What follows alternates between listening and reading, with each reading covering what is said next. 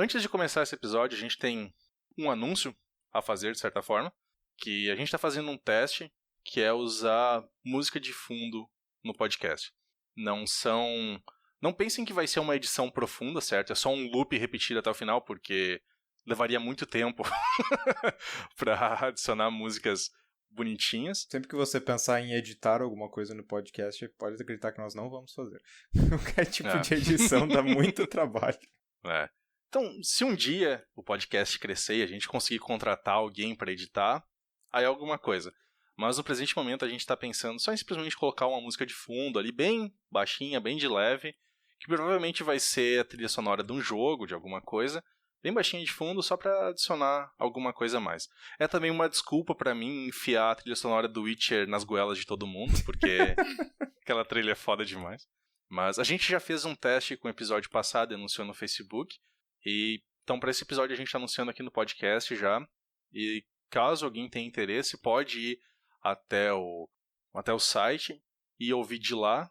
Eu tô pensando ainda se eu coloco ou não no feed. Eu gostaria que tivesse sempre um episódio por por número, tá ligado? Que o 39º item do feed fosse o 39º episódio. Então eu ainda tô pensando se eu adiciono lá ou não. A gente pode criar um segundo feed. Não. Nós fizemos um teste no podcast passado, vamos fazer mais um teste nesse, eu acho que daí já dá pra decidir se vai ficar com som ou não. E daí a questão é essa, nosso principal canal de comunicação é o Facebook, mas a gente também tem Twitter e também tem o YouTube. Então, se quiser se comunicar com a gente, esses são os 3 meios que nós vamos captar a preferência de vocês ouvintes.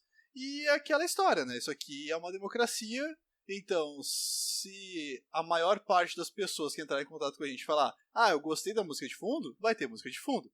Se tu ouvinte, tá ouvindo isso, não gosta de música de fundo, então se pronuncie, porque quem fica calado, consente. Exato. Então, a gente vai provavelmente ter esse episódio, e talvez o outro também, ainda com a decisão, e daí nós vamos ter já vou colocar logo em seguida no ar, colocar uma votação e as pessoas votem e escolhem o que quiserem. E o que a maioria decidir vai ser o que será feito. Manter 2 versões do feed é inviável por dois problemas. Tem a questão também de descobrimento, certo? Se a gente separar a nossa população em 2 pessoas, em dois grupos, diminui as chances das pessoas nos encontrarem, o que é ruim, ninguém quer isso. Dividir população é sempre terrível e é uma ideia péssima, nunca façam isso. Mas então a gente vai deixar essa decisão nas mãos de vocês.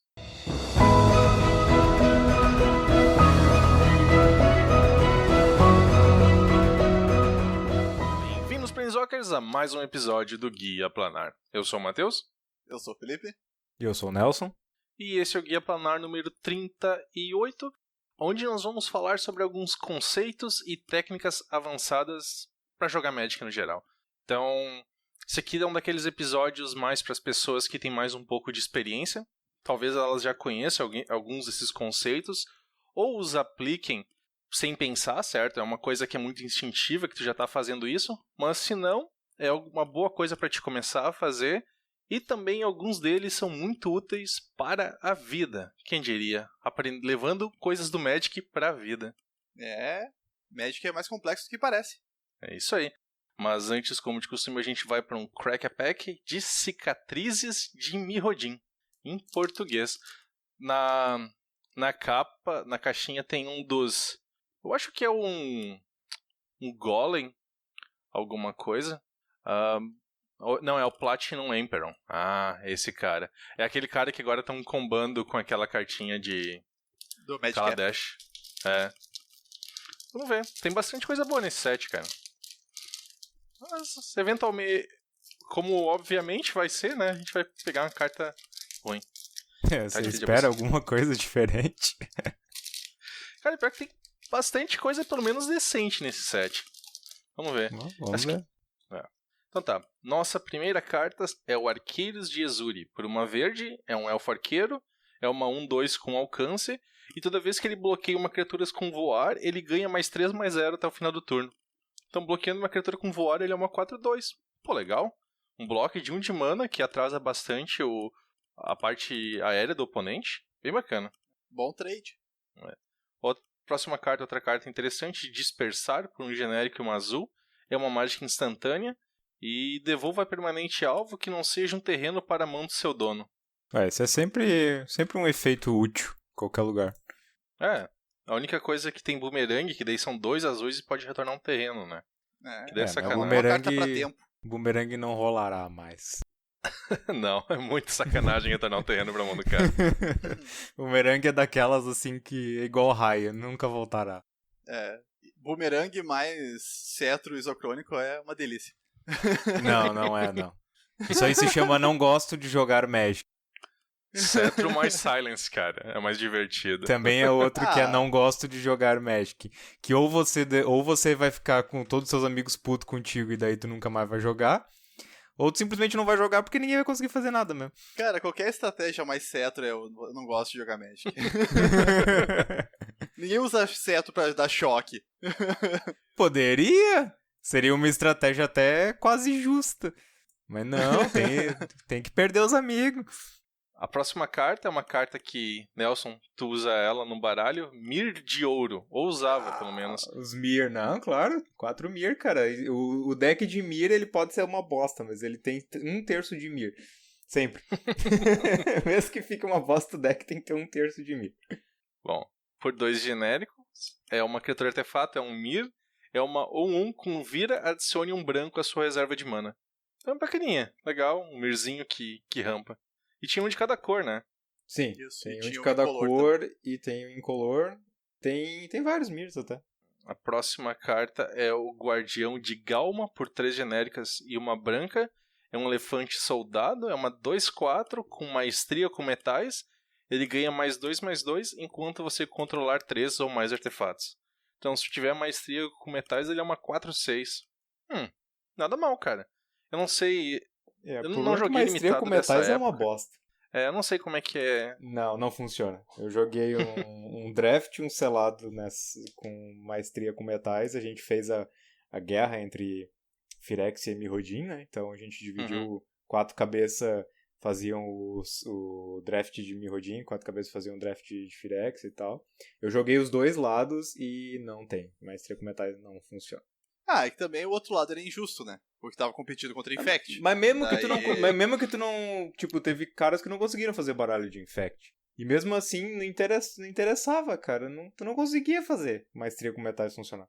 E olha que eu tentei uma vez fazer um deck com isso, porque eu peguei aquele dragão que se tu controlar, que tu podia sacrificar artefatos pra dar dano direto. Eu pensei, vai dar um baralho legal se eu conseguir me atochar de artefato, né? Nesse set não tem os terrenos artefatos?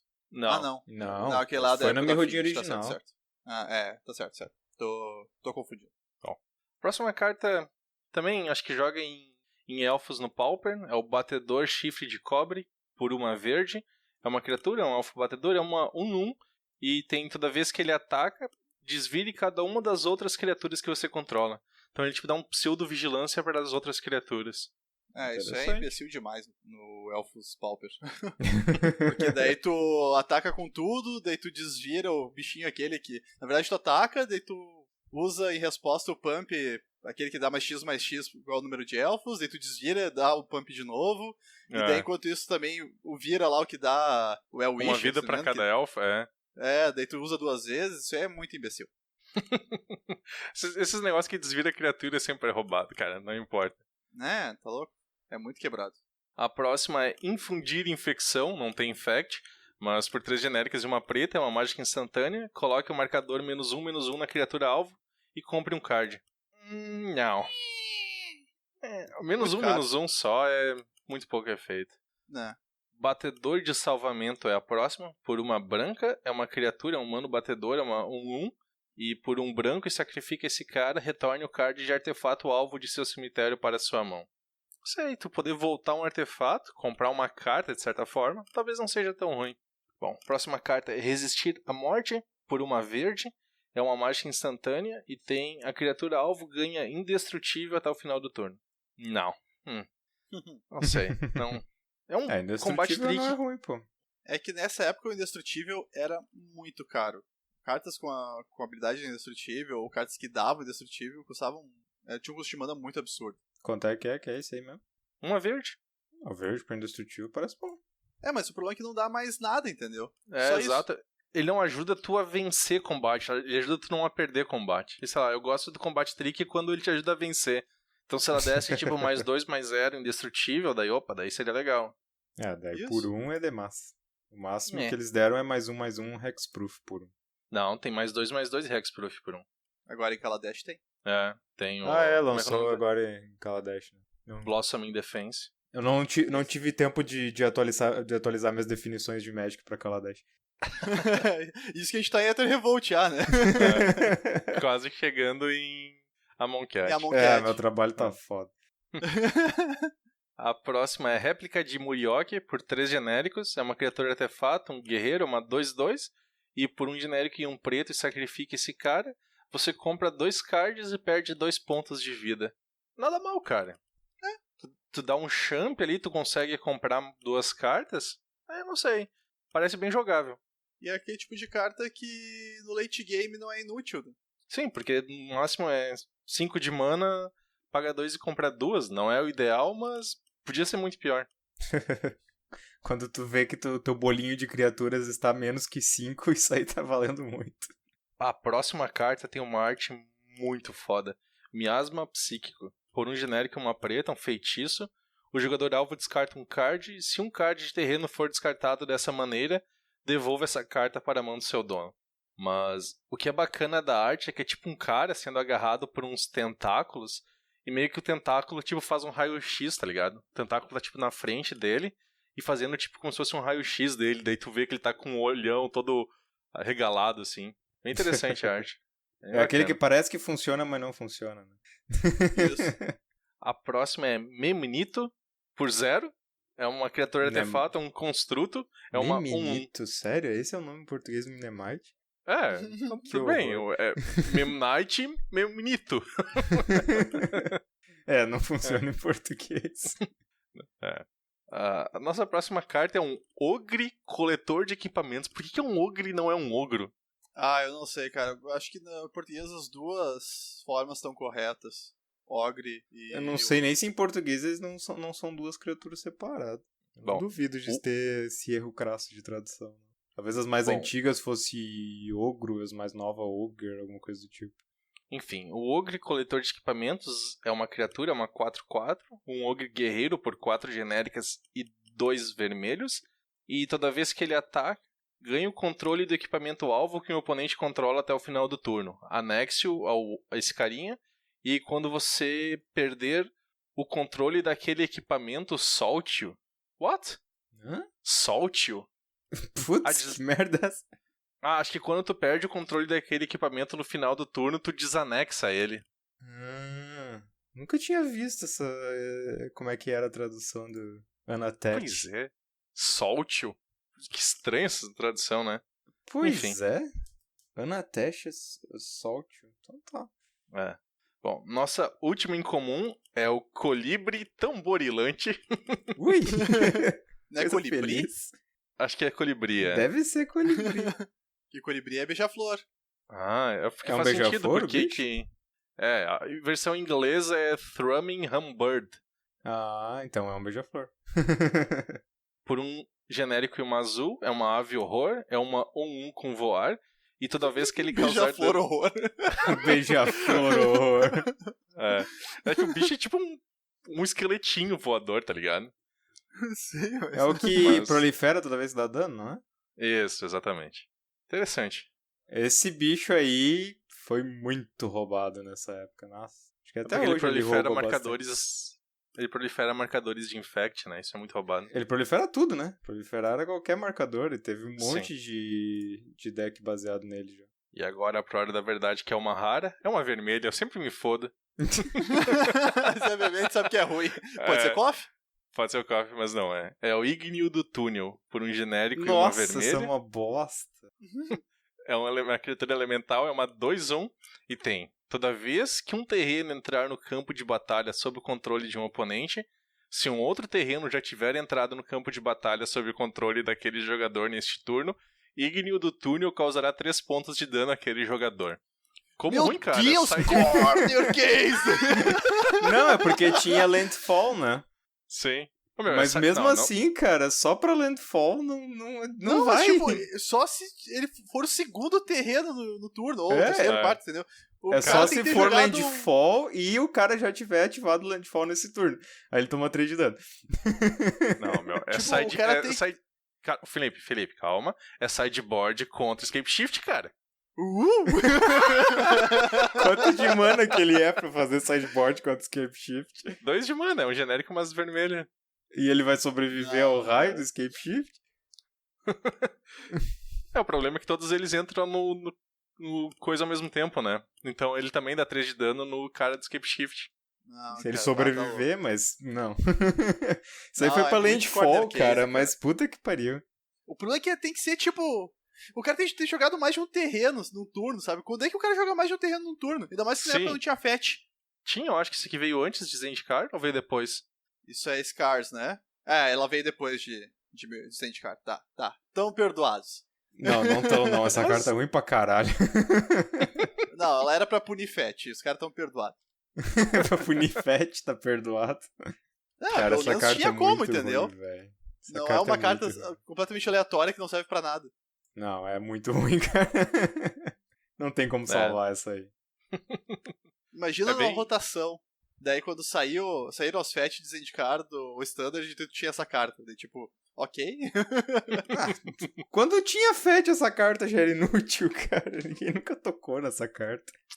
Mas pensa que tu tem com Collected Company ou Chord of Calling, o cara caça Escape Shift, tu pega isso aqui. Cara, se funcionasse, eles usariam. Que todas essas cartas coexistiram no mesmo Standard, né? Não tô falando em Standard, né? Eu tô falando tipo sideboard pra Modern, por exemplo. Porque se tu tiver... mas eu acho que se funcionasse, eles usariam, viu? Não, porque olha só.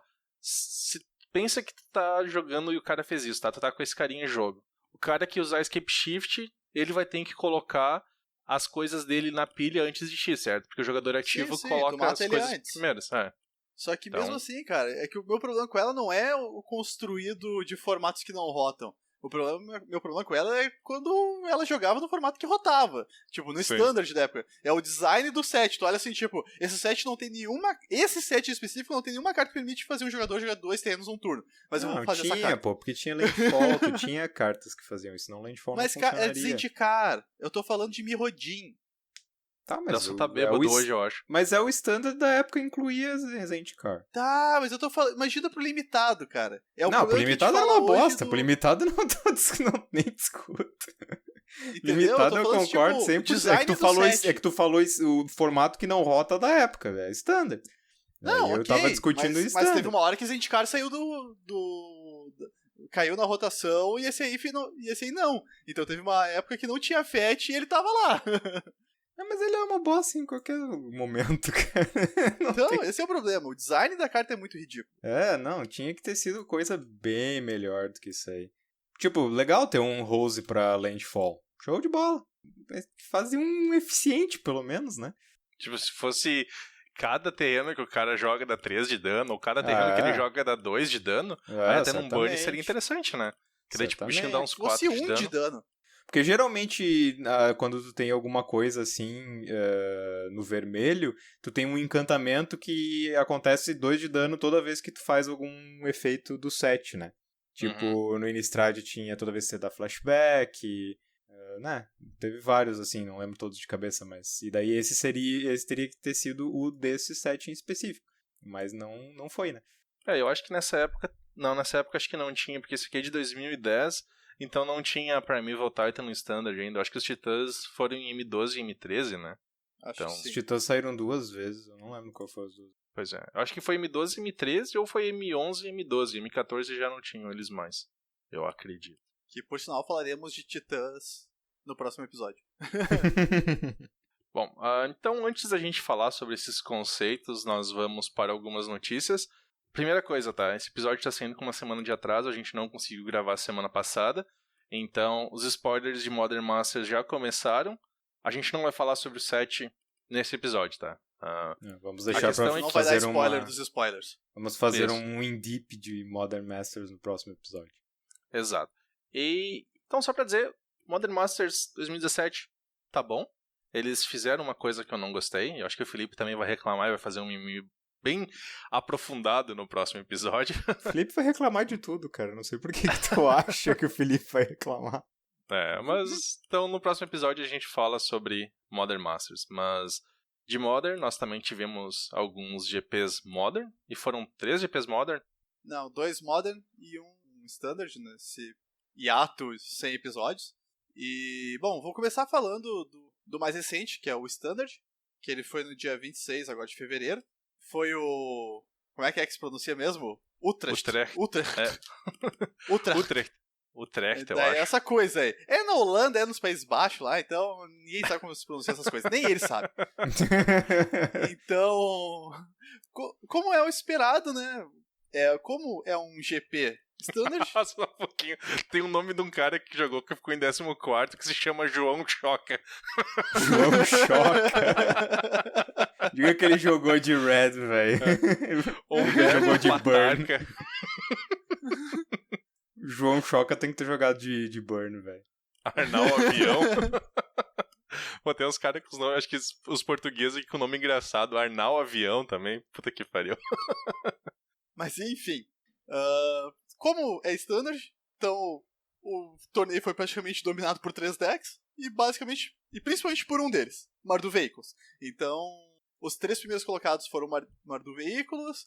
Em 4º lugar ficou um Black Ring Constrictor. Em 5º lugar, Mardu Vehicles. E depois em 6º e 7º, Black Ring Constrictor. E em 8º lugar, um deck diferente, For Call of Sahili. Uau, super diferente. Daí se for olhar até o 32º, tem algumas coisas diferentes, tipo tem Temor Dynamo Tower, tem mais Mardu Veículos, tem White Black Control, mas nada que fuja muito da realidade padrão do Standard atual. Não, só tem um outro, tem na verdade alguns de controle e Black Red Merge, mas só. O resto é tudo Mardu Veículos. Que horror. Basicamente. E Black Ring Constrictor. Isso aí. E nós tivemos também 2 GPs Modern, os 2 no dia 19 de fevereiro. Um deles em Vancouver, no Canadá, que em primeiro lugar ficou um Suicide Zoo, me recuso a chamar esse deck de Death Shadow Aggro. E em segundo lugar, Merfolk. E daí, em terceiro e quarto também Suicide Zoos. Isso é bem interessante, porque o pessoal falou que... Todo mundo acreditou, eu inclusive, que depois do banimento do Jin-Taxi Probe, o deck ia sumir, porque era uma carta muito eficiente, porque ela era uma forma que tu perdia vida de graça, olhava a mão do oponente, e aí comprava, e daí fazia um cycling ainda, então era tudo que tu precisava para ir pro all-in do deck. Mas parece que mesmo assim o deck continua forte, tanto é que no top 4 tem 3 cópias. E daí, segundo lugar Merfolk, em quinto lugar Abzan Company, sexto lugar Affinity, que é o Blob, né? Não adianta que tu banir um pedaço dele que ele consegue se moldar e voltar a atacar. Em sétimo lugar Burn, que também estava meio esquecido, né? Porque os outros decks estavam muito mais rápidos que ele. Quando o Burn é um deck lento, é porque o formato é meio estranho. E em oitavo lugar, o Mono White Eldrazi and Texas. Aqui, nada... Como eu disse, o que pegou mais o pessoal de surpresa foi a questão do Suicide Zoo ter sido relevante, que eu acredito que ninguém esperava isso. E em Brisbane, nós também tivemos um torneio no dia 19. Em primeiro lugar ficou o deck da Lanterna, que provavelmente vai ter uma peça dele removida agora no dia 13, que vai ter nova lista de banidas e restritas, porque tem um deckzinho que é o típico deck que a Wizards detesta, que é o Sramos, que é um deck com... Te lembra quando a gente fez o episódio sobre nomes de deck e tinha o Shirios, que era o deckzinho do Kobold? Isso. Agora é Sram, o anãozinho agora que saiu em Revolta do Éter, mais Shirios. Aí ficou o Sramios. Nossa. Isso. Que daí a ideia do deck é usar o Pure Steel Paladin mais o Sram pra comprar cartas enquanto tu joga equipamentos de custo 0. Só que o deck ele é capaz de combar no turno 2 com certa dificuldade, combar no turno 3 com grande facilidade, e ele depende inteiramente da Mox Opal pra combar. Então, é aquele deck que tem turnos infinitos, que comba muito rápido e que é difícil de interagir. Então, provavelmente, finalmente veremos o último Fast Mana do Modern cair. E com isso o deck da Lanterna vai sofrer, o Affinity vai sofrer pra caralho. Mas provavelmente esse deckzinho aí vai fazer com que a Mox dê adeus pro formato. E segundo e terceiro Dread, assim como o nosso amigo Suicide Zoo era o deck que todo mundo esperava que ia ter uma caída por causa dos banimentos, mas daí o pessoal simplesmente trocou o Dread 6 por Dread 4 e o deck continua rodando igual, quase não mudou nada e continua roubado. Em quarto lugar, Living End, que, sinceramente, pro cara jogar de Living End num formato que tem Dread, o cara tem que ter culhão. No mínimo, o cara tem que ter culhão. Em quinto lugar, Affinity, o Blob. E em sexto lugar, o Nahiri Control, que é o Sun and Moon. Em sétimo lugar, o Tron preto e verde, que é o deck que tá competindo com o Eldrazi Tron ali pra tomar o lugar do Tron verde e branco. E em oitavo lugar, a Abzan. Daí o deckzinho mais fair do top 8. E basicamente, de GPs e novidades, é isso. Bom, o cara ficou em 28º com o combo da Sahili. Sim, né? Todo mundo vai tentar. Todo mundo não digo, mas todo torneio vai ter alguém tentando. Daí se o cara teve pairings bons, tipo, como é que tu vai interagir com isso jogando de Tron, por exemplo? Tu não interage. Daí o cara vai combar e tu vai dar risada. Mas é impressionante tu olhar o top 32 desse aqui, tá muito variado. Sim. Tem muitos decks diferentes. O único problema é que o Modern tá sofrendo do problema que ele tá muito linear, e isso faz com que as partidas sejam meio chatas, sabe? Porque cada deck tá fazendo as coisas no seu mundinho e pronto. Então, talvez o formato precise de um pouco mais de interação. Não sei... O problema é que eu não sei como tu adiciona essa interação no formato, certo? Se é com contramágicas, porque remoção não parece estar funcionando. Então, talvez realmente o formato precise de Counterspell. A tentativa deles foi funciona. o Fatal Push, né? Eles deixaram bem claro que era isso que eles queriam. Essa foi a tentativa deles pra dar uma interação no formato. Eu acho que o Wasteland podia dar uma Nossa, o brutal. Wasteland, o cara vai lá pra puta que pariu. Não é, cara. É uma forma de tu colocar as bases de mana em xeque.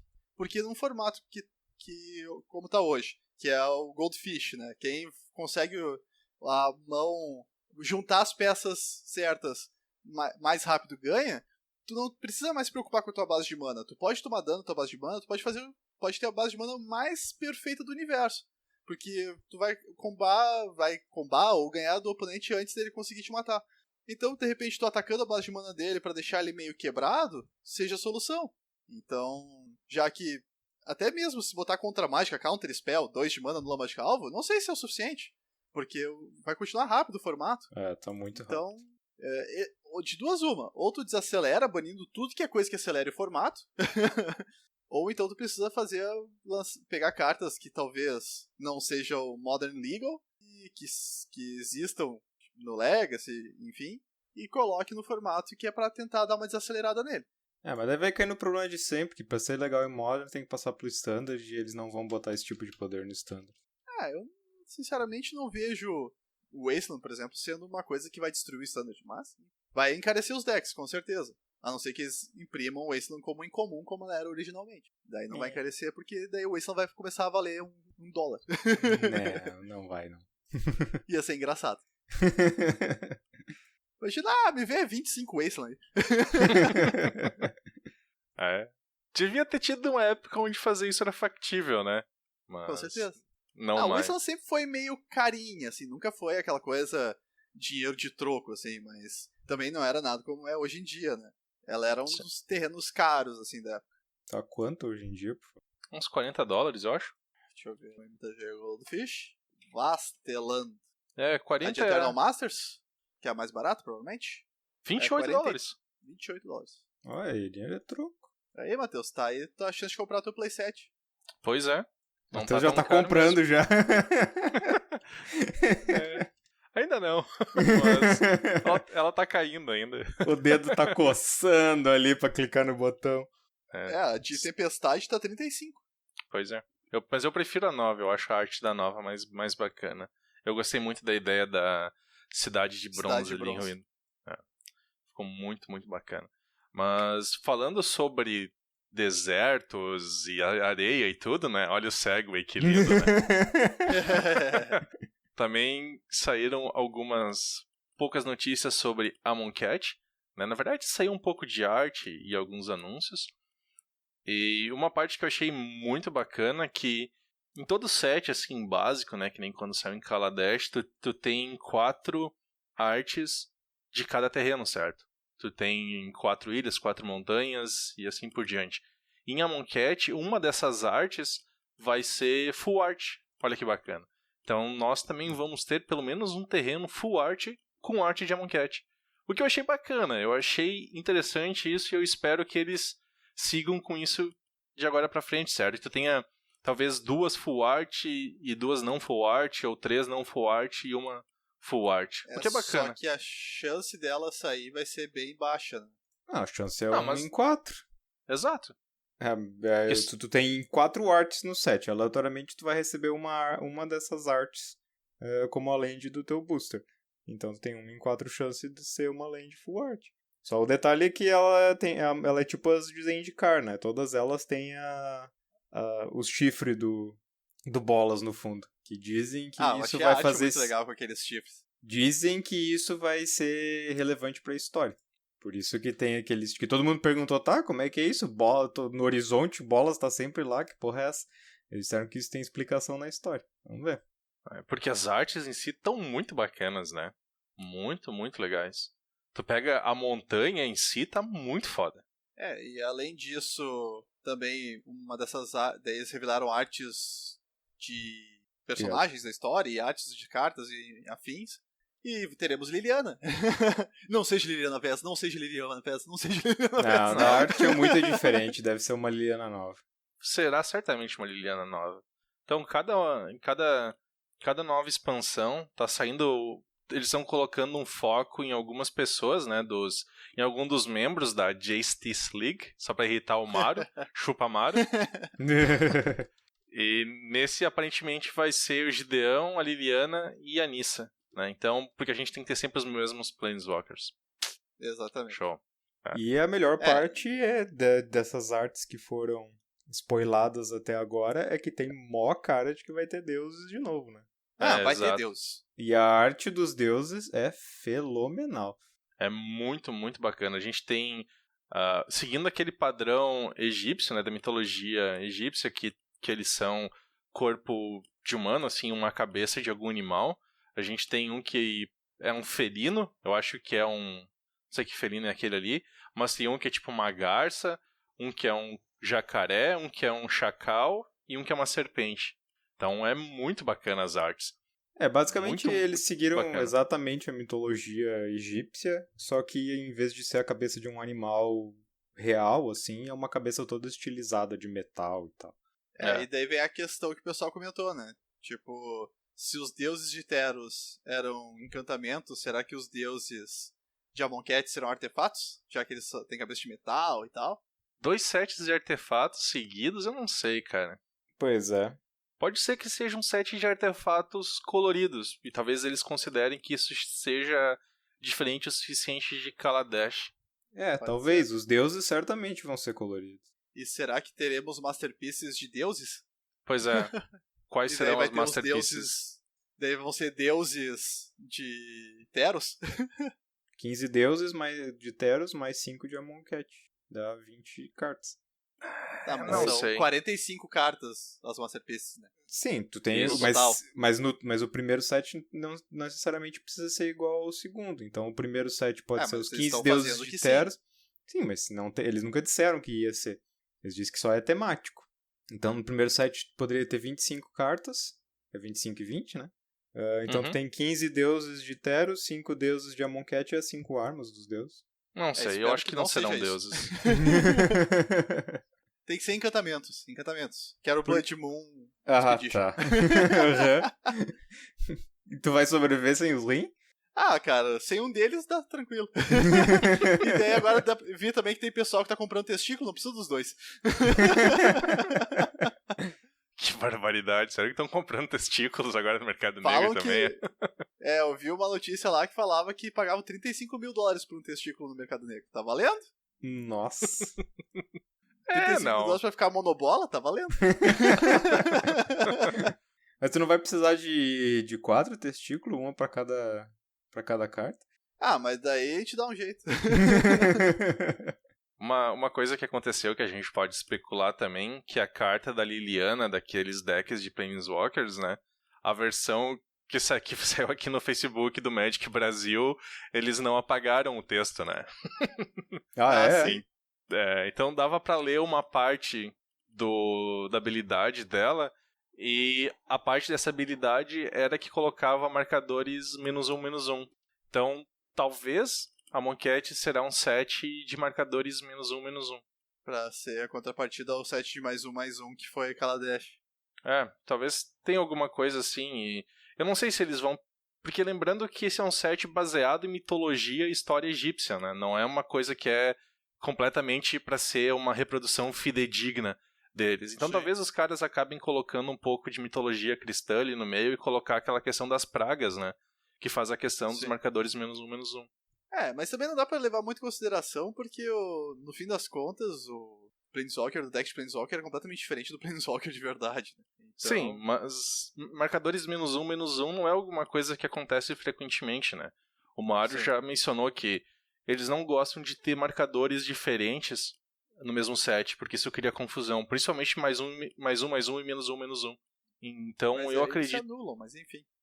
Mas é mais complicado das pessoas manterem controle, né? Se tu tem marcadores em cima de uma permanente, é mais fácil de tu saber do que ele se trata. Agora, se tu tiver algumas permanentes que é +1/+1 e outras permanentes que é -1/-1, gera um pouco de complexidade a mais ali.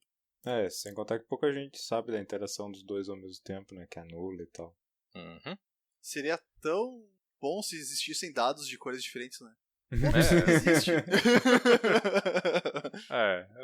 Mas espera demais as pessoas. Eles consideram que tu tem que conseguir entender as coisas facilmente, não depender de trocentos adjetivos pra jogar. Mas isso é uma coisa que me incomoda do Magic. Tipo, Magic é um jogo complexo. Quer queira, quer não, tu precisa ter uma capacidade intelectual um pouquinho mais avantajada pra jogar Magic. Não é qualquer... Mas esse é o ponto, o bagulho já é complexo, daí eles querem evitar adicionar complexidade. Mas parece que tu tá tentando... Só que parece tipo que tu tá tentando fazer assim, tu tem, sei lá, imagina que tu tem um monte de matemáticos e daí tu passa pra eles como desafio um sudoku fácil. Tipo, não, cara, sabe? Tu tem que fazer negócio complexo porque as pessoas que jogam Magic estão acostumadas com a complexidade do Magic. Então não tem que ficar, ai meu Deus, isso aqui é muito difícil. Não! Mas quem se é tu iniciante, não é capaz de entender, não joga! Não. Daí tu não vai mais ter jogador novo. Tá, até parece que os caras não vão querer essa grana. Mas, cara, pode ter certeza que a complexidade atual já assusta muita gente e faz com que muita gente não entre no Magic. Por isso que eles não querem aumentar a complexidade. Não sei se... Isso não precisa aumentar, só manter. Não precisa tentar damizar o negócio. Mas enfim, a gente já divagou demais. Vamos pro assunto principal. Então, como a gente mencionou, né, esse é um episódio principalmente voltado para os Spikes, para aquelas criaturas maléficas, né? Que estragam o Magic para todos nós. Mas enfim, a gente vai começar com 2 conceitos, que eles são conceitos que eu acredito que boa parte dos nossos ouvintes conheçam, mas a gente já recebeu muitos comentários de gente que está começando a jogar Magic agora. Então, são conceitos bons para te saber que existem, são técnicas muito importantes para te saber e analisar as cartas e o andamento da partida.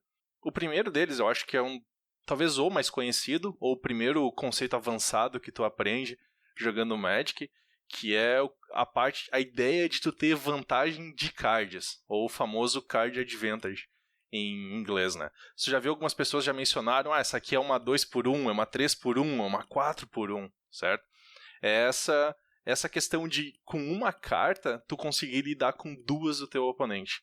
E por que isso é importante? Bom, porque tu tendo mais cartas, tu tem mais opções, certo? Se tu conjurou Divination, em vez de tu ter uma carta na mão, agora tu tem 2. Então, provavelmente, tu tem mais opções naquelas 2 cartas do que tu tinha em uma só.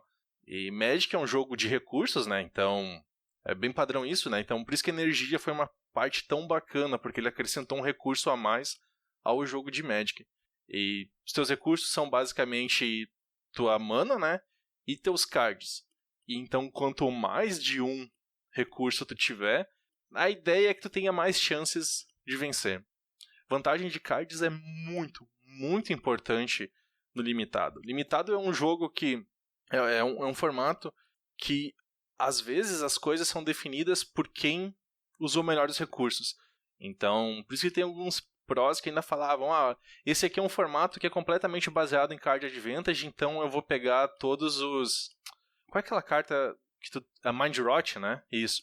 Vou pegar todos os Mind Rots para descartar as cartas do meu oponente e ter vantagem de cards com isso, porque eu estou usando uma carta e eles estão descartando duas. Eu acho que é um conceito que muita gente acaba aprendendo com o tempo, certo? Vendo assim, nossa, eu comprei 6 cartas aqui, eu me sinto foda agora eu sinto que eu tô com um jogo nas mãos, certo? Então, eu acho um conceito básico, mas muito, muito valioso. E não necessariamente ele é vinculado a comprar cartas. Digamos que tem duas pessoas jogando, uma delas tem uma criatura em jogo e o outro não tem nada. Daí, o que não tem nada vai lá e baixa uma Liliana do véu e manda o outro jogador sacrificar uma criatura. Ele vai lá e sacrifica a sua única criatura em jogo. Quando aquele jogador sacrificou uma criatura, daí ele precisa de uma resposta para a Liliana. Se ele jogar um raio e redirecionar o dano para matar a Liliana, ele fez um 2/1 contra ele. Porque para tirar uma Liliana do adversário, ele perdeu a criatura dele que estava em jogo e ainda usou uma mágica. Então, quem jogou a Liliana tá gerando card advantage em relação a quem teve que lidar com ela. Então, não necessariamente esse conceito está vinculado à compra de cartas, mas sim também a quantidade de cartas que você tem que usar para responder uma ameaça do adversário, por exemplo. E isso também entra a questão de cóleras, né? Se teu oponente tem 5 criaturas e tu jogou lá a cólera de Deus para matar as 5 criaturas dele, tu com uma carta, tu lidou com 5 cartas dele. Então, provavelmente nesse ponto tu já venceu o jogo. Porque tu ganhou uma vantagem de cartas tão grande naquele momento que é muito difícil pro teu oponente voltar dessa mágica. Outros exemplos são cartas como Cone de Chamas, eu acho, né? Que é 1 de dano, 2 de dano, 3 de dano, que tu pode matar até 3 criaturas. Então... Sim, qualquer coisa que exemplo simples, matar uma criatura encantada. Exato, é por isso que encantamentos são muito ruins. Ou tendem a ser muito ruins, né? Auras, principalmente, Porque se tu colocou uma aura numa criatura tua e teu oponente vai lá e dar uma Doomblade na criatura, ele com uma carta dele, que é o Doomblade, ele destruiu 2 cartas tuas. E também tem o card de advantage absurdo, né? Que são aquelas cartas estilo Rim Tutoras. Que com uma carta tu descarta 2 cartas aleatórias do adversário.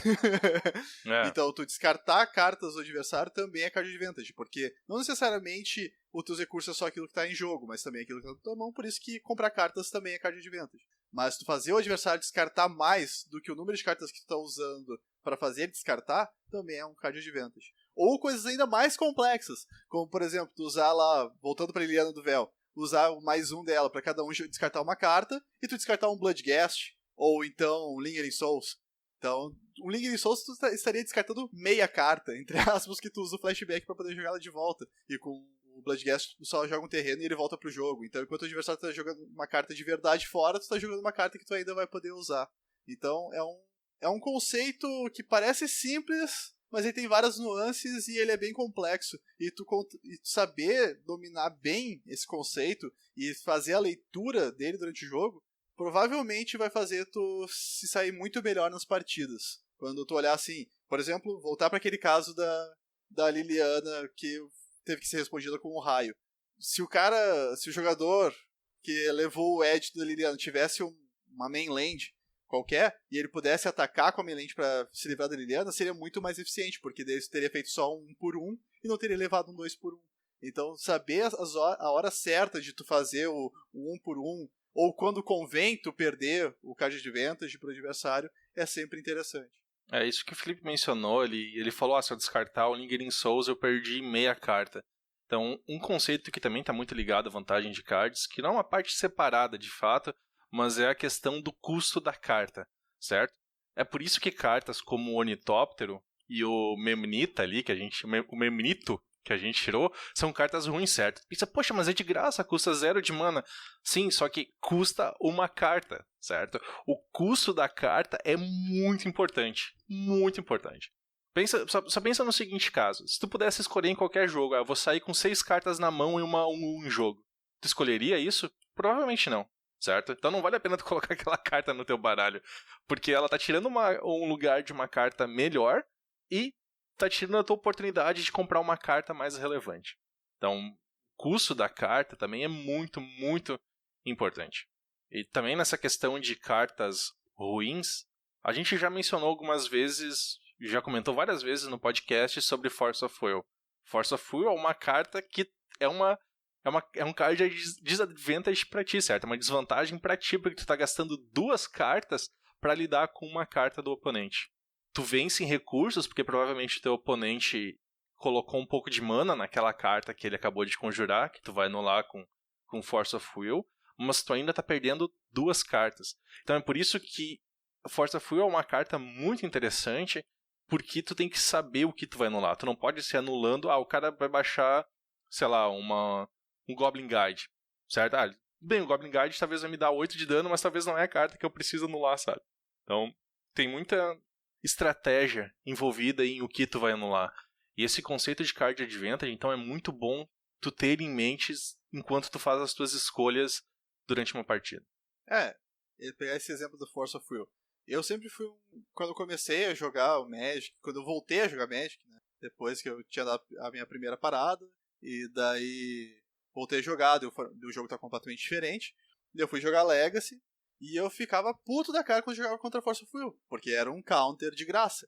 E daí eu depositava um monte de recursos pra jogar uma mágica, e ele ia lá e anulava de graça. Por exemplo, sei lá, eu jogava turno 1, Mana, Dark Ritual, Sinkhole. Daí o cara dava um Force of Will no meu Sinkhole, eu ficava puto da cara, porque eu usei o meu Dark Ritual e ele anulou a mágica e daí eu perdi 2 cartas. Com o tempo, eu fui aprendendo a usar o Force of Will do meu adversário a meu favor. Que daí eu aprendi esse conceito de card advantage. Parei de usar Dark Ritual, por exemplo. E comecei a pensar assim, tipo, o que eu vou usar, o que eu posso jogar pra forçar ele a usar o Force of Will e perder uma carta da mão dele além de anular a minha, sendo que eu perder essa carta não vai prejudicar meu jogo. Então, também existe esse lado do card advantage, que é saber que o adversário também tem cartas que trazem desvantagem pra ele e saber usar a isca certa pra forçar com que ele tome o prejuízo, pra daí gerar card advantage pra ti mesmo. Então, esse aqui é como eu falei, acho que é o que a maior parte das pessoas conhecem já ou já ouviram falar, mas ele tem muitas nuances, né? Que nem tem essa questão do Force of Will, a questão da Liliana e tudo mais. Então, é um conceito muito, muito interessante de tu explorar, e ele é bem único a jogos como o Magic, certo? Que tem essa questão de recursos e tudo, e a profundidade que tu tem com relação a isso. Então é um conceito muito bacana. Eu acho que o exemplo máximo de card advantage é countertop. Porque tu não tá usando nada, entre aspas, só tá usando mana pra anular mágicas do adversário. Então, quanto mais mágicas tu anular do cara sem jogar mágica nenhuma, maior é a vantagem de cartas que tu tá gerando. Por isso que coisas como o Ancestral Recall são tão absurdamente roubadas, certo? Porque é uma carta, 1 de mana e tu compra 3 cartas. É justo, pô. É um ciclo. Todos os outros faz 3 por 1 de mana.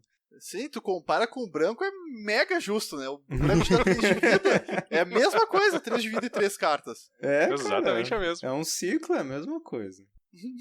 Bom, o próximo conceito que a gente já mencionou também, que era quando a gente falou sobre os tipos de deck e tudo, é o conceito de ritmo ou tempo. Tempo é normalmente a coisa que o pessoal usa em inglês, né? Eu acho que a melhor forma de traduzir isso é em ritmo, né? Que é o ritmo da música. Que é mais ou menos essa ideia, né? Quando tem uma música, ela tende a seguir um ritmo, certo?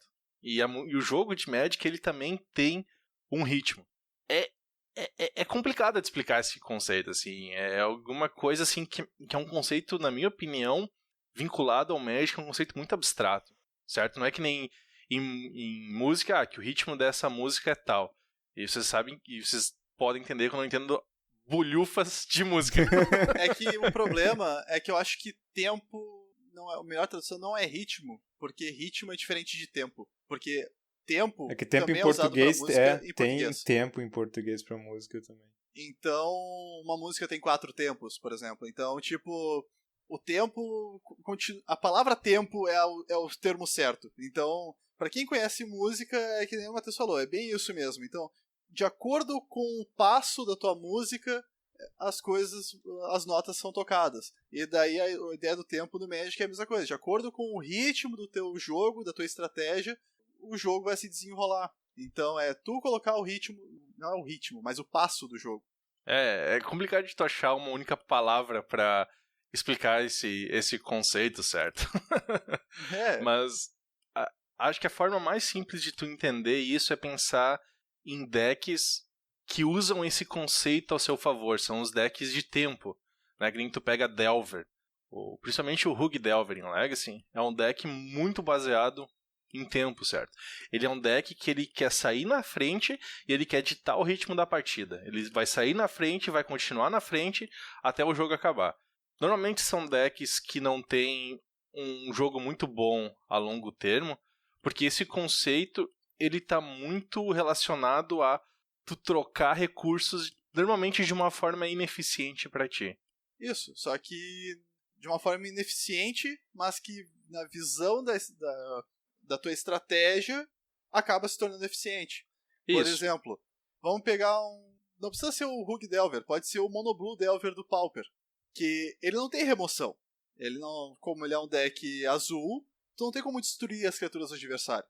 E o que é que tu faz? Tu usa Vapor Snag, que é uma carta que devolve uma criatura para a mão do adversário. Então, se tu tem um conceito de race também, né, que é quem cada um tendo seu turno, quem é que vai ganhar o jogo primeiro, causando dano suficiente para fazer o adversário chegar a 0 de vida. E aí se tu olha assim, eu tô perdendo no race, meu adversário tem uma criatura mais forte, ou uma criatura que pode bloquear meu Delver, eu uso o Vapor Snag, ou qualquer carta que devolve uma criatura pra mão, pra voltar a tomar a dianteira, e daí talvez lá na frente eu anule aquela criatura quando ele tentar baixar novamente. Então, como o Matheus falou, as cartas não são eficientes por si só. É diferente de comparar um Path to Exile ou um Swords to Plowshares com um Vapor Snag. Porque Swords to Plowshares, ela é eficiente por si só. Sabe que quando tu usar ela, tu vai ter uma vantagem no jogo. Não importa o jogo. Mas já um Vapor Snag não. O Vapor Snag só tá atrasando o adversário. Então tu tá tirando o passo do adversário. Tu tá fazendo com que o adversário perca tempo. Outro exemplo disso é Remand, certo?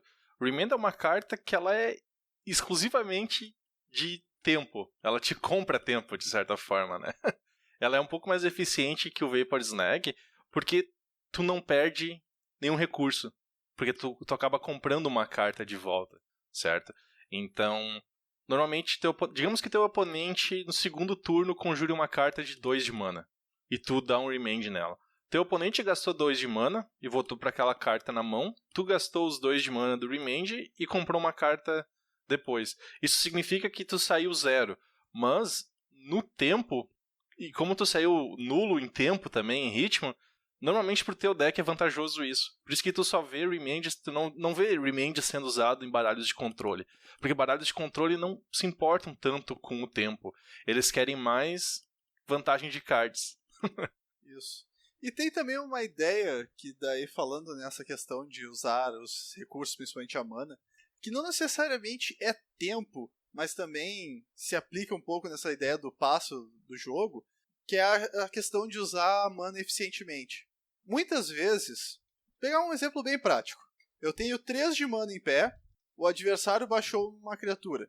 Eu posso remover ela com Fatal Push e não usar 2 de mana, ou eu posso usar 3 de mana e conjurar uma mágica de, sei lá, uma mágica que seja 3... Não, uma mágica mais aleatória, assim, tipo, sei lá, 3 de mana e eu compro 2 cartas, certo? Quando tu vai jogar a mágica, tu tem que pensar, o que é melhor? Eu usar minha mana eficientemente ou tentar controlar o jogo do adversário nessa situação? Por quê? Talvez seja melhor eu gastar 3 de mana, comprar 2 cartas e ter a chance de jogar 2 mágicas no próximo turno, ao invés de jogar uma mágica agora não usando minha mana eficientemente, e no próximo turno eu ter que jogar aquela mágica de 3 de mana de novo, e não poder jogar 2 mágicas novamente. Então, usar a mana de forma eficiente também faz parte do do jogo e também é uma estratégia muito importante pro jogo. Porque tu ter a capacidade de jogar mais de uma mágica por turno é extremamente relevante. Principalmente para tomar a dianteira e principalmente quando tu pensa nessa questão do tempo. O tempo, o ritmo tá muito relacionado à quantidade de mana investida, certo? Então, digamos que teu oponente vai lá e baixe, sei lá, a Iona, tá? Ele gastou 9 de mana e baixou a Iona. E tu vai lá por 1 de mana azul e tu use Vapor Snag, certo? A vantagem, a diferença de tempo investido ali é gigantesca, certo? Porque teu oponente teve que investir 9 de mana e tu investiu 1 só. Então é muito provável que tu vai sair na frente na questão de tempo nessa situação, por mais que tu tenha perdido uma carta em relação a ele. É tenso, é um conceito que, olha, eu espero que a gente tenha conseguido fazer um bom trabalho de explicar, mas é complicado. Ele é aquela coisa que é mais fácil tu aprender com o tempo. Que trocadilho maldito. Porque daí tu vai jogando, tu vai entendendo melhor os conceitos, vai vendo as coisas na prática acontecendo, vai testando, vai experimentando. Porque uma coisa é certa, comparado assim com nós, réis mortais, que usamos o Magic como hobby, pega os profissionais. Eles jogam demais, eles treinam demais. Que é pra quê? Pra realmente entender todos os ins e outs dessas situações. Porque pra entender realmente como funciona a questão do tempo, como funciona o card advantage, como, sabe, a questão da eficiência, usar mana eficientemente. Então, porque não adianta, tu pode assistir 1 milhão de vídeos no YouTube de pessoas jogando, tu pode ouvir esse episódio 1 milhão de vezes, né, de nós tentando parcamente explicar o que é cada conceito, mas... A melhor forma de tu aprender é tu apanhar pra um Delver. Quando o Delver conseguir fazer o que ele quer fazer e tu ficar, puta que pariu, aí tu vai entender o que é tempo. Isso. E não só tempo, mas todas as coisas. É quando o teu adversário jogar um Shardless e revelar um Ancestral Vision e ele comprar 1 buzilhão de cartas e tu ficar pensando, meu Deus, eu não tenho nenhuma, eu tô no top deck e o cara tem 5 cartas na mão, como pode? Então, esses conceitos não adianta, só aprende mesmo vivenciando e experimentando e jogando. Então, essa é a diferença, que eu estava dizendo no início, de um profissional para um Hellis mortal como nós. Que o profissional ele joga pra caralho. Eles jogam demais, eles se juntam pra testar, eles se juntam pra entender todos esses conceitos da melhor forma possível pra usar isso a favor deles. Indo agora então pra próxima sessão que a gente chamou Lutando contra seu cérebro. Que boa parte dessas questões ou desses conceitos me foram apresentados pelo podcast Limited Resources, né, lá do Marshall e agora com LSV, que ele é um podcast voltado para limitado, mas assim, quem é Spike deveria ouvir esse podcast, porque eu acho que a forma como eles lidam com as coisas, eles lidam com o Magic de uma forma tão matemática que é muito interessante. E esses conceitos, assim, eu acho muito bacana, porque eles vão contra milhões de anos de evolução, certo? O nosso cérebro, ele evoluiu para fazer as coisas de uma certa forma e as coisas não funcionam bem assim. Então tu tá tendo que lutar contra milhões de anos de evolução, de o mundo tendo ensinado pro nosso cérebro primata, imbecil, que as coisas funcionam de alguma forma. Então é muito bacana esses conceitos, porque eles fazem tu pensar de uma forma diferente. Eles te obrigam a sair da tua zona de conforto e parar para pensar de fato sobre as coisas. E são conceitos muito matemáticos. Para quem não gostava de matemática durante o ensino fundamental e médio, normalmente é um saco. Mas matemática avançada é bem bacana porque ela te força a pensar de uma forma diferente, certo? Não é tipo, mais 2 é igual a 4. Se tu para pra pensar, entender conceitos como infinito, certo? Nosso cérebro não está preparado para entender conceitos como infinito. Tu pensa, tá, beleza, infinito é uma coisa gigantesca, mas entre 2 e 3 tem infinitos números, e nenhum deles é 4. Então como assim? Sabe? É coisa que é complicada. Ou que existem infinitos maiores que outros. Exato, exatamente. E tu pode somar infinitos. Tem coisas da matemática que tu soma infinitos. Que infinito se torna uma constante. É uma coisa absurda, assim. Eu só vi alguns vídeos, algumas coisas, não conheço quase nada de matemática avançada, mas são conceitos bem interessantes. Então, para quem detestava matemática na escola, tente abrir a mente e entender alguns desses conceitos. O primeiro deles... Não dá bola, o Matheus é retardado. Esquece. Matemática é um saco, né, Felipe? Isso aí, esquece. Joguem Magic, porra de matemática, querem estragar o Magic. Só precisa saber a regra de 3 pro jogar Magic, esquece o Matheus. Porra, regra de 3 é um saco de fazer de cabeça. Só precisa contar até 20, né, Felipe? Isso aí. Não precisa não, cara, tem o dadinho ali.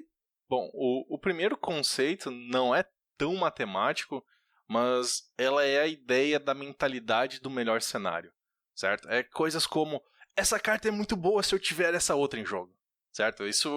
Essas são famosas últimas palavras, né? É tipo o bichinho lá raro que o Matheus abriu no pack, que é muito bom contra Escape Shift. Isso, contra exatamente. O resto do universo é uma bosta. Ele é um exemplo perfeito. Mas assim, a gente não podia ter conseguido tirar uma carta melhor, certo? É a mesma coisa que tu pensar, tu baixou esse bicho, o cara fez Escape Shift e tu venceu. E tu, meu Deus, essa carta é muito boa. Não é, essa carta é uma droga. Não. As cartas, elas precisam ser avaliadas por si só, sem viés. E esse é um conceito muito importante em limitado, mas ele é válido também em construído para decks que não são combo.